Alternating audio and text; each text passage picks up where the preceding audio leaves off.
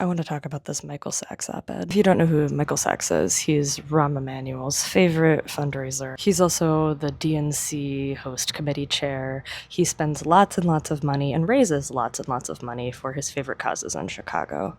He's kind of the epitome of someone who has never been elected, never will be elected, but is a mover and shaker in the moderate Democratic Party of Illinois and Chicago. And he wrote an op-ed after the Democratic primary in Illinois where record amounts of outside money, dark money, was spent without much accountability because he was really upset.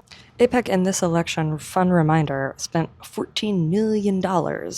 And AIPAC spent that money in ways that were designed so that voters wouldn't know where that money came from, who was funding these things until after the election. Things like the super PAC Elect Chicago Women. That doesn't sound like an AIPAC project, right? On purpose. So what Michael Sachs wrote in the Tribune yesterday, 2/3 of Democrats right now say that they support Palestinians and they have questions about how the United States funds Israel.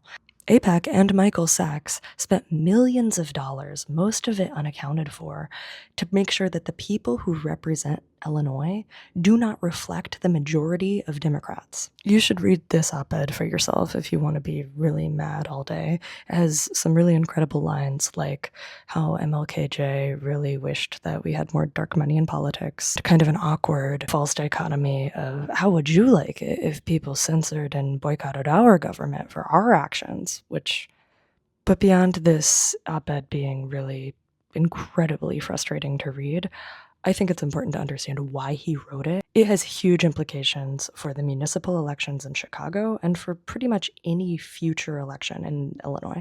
Sachs does not care what progressives think. He is not talking to people who think that AIPAC and all dark money should be out of politics.